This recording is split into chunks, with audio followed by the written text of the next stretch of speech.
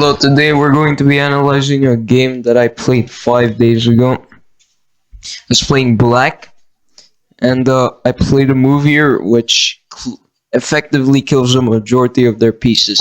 E4, and I played the Sicilian defense with C5. They go C3 going into the Alpine Sicilian, so I go with knight to F6 here. So I immediately attack the pawn, so D4 doesn't work because then I will just take the pawn. So in the game they play e5 and then d4, but after this I go c takes d4. If they go queen takes d4, which is not what happened in the game, I would have probably played either e6 or the knight drops back to b6 and then the knight comes in here and then d6 here. Instead, I go c takes d4 and I go for knight to c6 and they go for knight to f3. I go for d6 and they go for bishop to c4. And here I go for knight to b6 because they put a tempo on my knight here, and here they pin my knight. So after they pin my knight, here I play d5. d5 transposes into what looks like a French structure or Caro-Kann. Because you see this, right? The c pawns have been exchanged. If you look at a French defense structure, this is what it looks like. Usually something like this. This is similar to the structure I got in the game, and I play the French defense, so I'm in my comfort zone. After d5, they go for knight to c3, and here before I play e6, here I can develop my bishop first. So this is an improved French, similar to a Caro-Kann. They go for bishop to e3 here, developing the bishop. And here I go e6, developing my bishop outside the pawn chain. And here they go h3. I go bishop h5, trying to provoke g4 in the future. And here they go rook to c1, putting the rook on the open file to potentially pressure my knight. Here I go bishop to e7, developing my bishop here and getting ready to castle. The bishop can't really go anywhere. I mean, I don't really want to give up my bishop for this knight over here, so I just develop my bishop. They castle and I castle. They go knight to e2, which is a little bit of a weird move. Their idea is they're gonna start a massive attack. This is a little interesting, so I go for it. Bishop takes f3, and their idea here basically is they get the bishop pair but a damaged pawn structure. But I can't really exploit that right now. And here they can put the knight on f4 or play f4, f5, knight to f4. Additionally, they can move the king out of the g file to put the rook in there.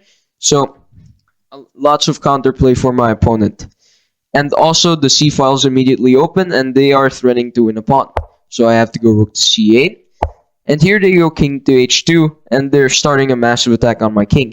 And here I go f6. f6, and I want to exchange this pawn because it's taking up a lot of space in my camp here. So I decide to try and exchange it.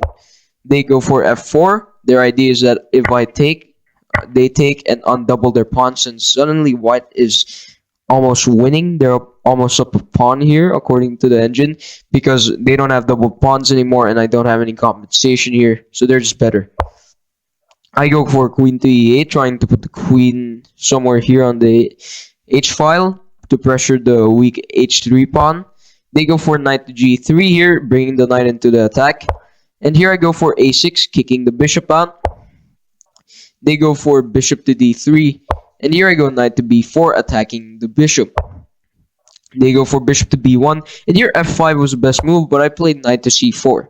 Knight to c4 here attacks the pawn and the bishop. The reason why f5 is the best move is because it effectively kills the two bishops, right? Because this pawn can't move because the f pawn's blocking it.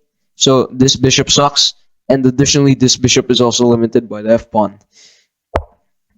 I go for knight to c4 though, activating my knight here, trying to win back the bishop. And here they go rook to g1 with the idea of setting up some counterplay here. And here I finally found f5. f5, as I explained earlier, effectively kills both of their bishops. This bishop isn't really going to activate anywhere, and this bishop also isn't going to activate anywhere.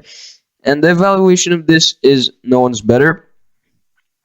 But now you can't really feel the bishops, and suddenly they don't have that much compensation for their pawn structure. They go for knight to h5. Knight to h5 attacks my pawn over here, so I just go g6. g6.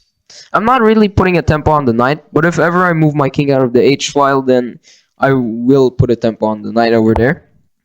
So they just moved the knight in advance for some reason, even though it wasn't hanging. And here I go, knight takes b2, winning a pawn. Because if you remember, when I played knight to c4 or knight to c4 earlier, I attacked this pawn, right? But because they wasted time with moving the knight back, it allowed me to win their pawn here and put a tempo on the queen. They go rook takes c8, queen takes c8, and queen to e2. Now, what was better is probably this move right here. Yeah, this move's better, right? Oh wait, rook takes. Yeah, this move's better because it pressures the pawn. Instead, they go for a little more passive queen to e2. I go knight to c4, and they go h4, sacrificing a pawn. And here I just take, because if you can if you evaluate this position, you will notice that there is no attack for the opponent here, because my rook can just come to the 7th rank and defend everything, right? Like, and here they just play f3. Here I take their bishop, then I take their knight, and now in this endgame, even though I have a knight against a bishop, first of all, I'm up a pawn here. I'm pretty sure. Yeah, I'm up 2 pawns actually, 2 pawns, and their bishop sucks. And additionally, I'm gonna generate attack on the open c file here. So I play rook f7 with an idea of going here in the future, put my knight there, and it's just crushing. They play a3, I go knight to c6, pressuring this pawn over here, and here they go for rook to g2. Here I play queen to d8 with an idea of going to the h file in the future, or pressure the pawn through the b6 square here. And here they just resigned. Yeah, they resigned after I played queen to d8. Because there's not that much good moves here. The endgame is just better for me. And the queen to b6 actually comes in with a fork. I fork the bishop and then the pawn here, so you don't have time for rook to d2. I mean, there might be chances, but I think my opponent should have still played this position. So, my favorite move in the game was probably this move here, f5, effectively killing the bishop pair here. And they sacrificed the pawn. They blundered that, and then they decided to sacrifice the pawn on h4. And that was the game.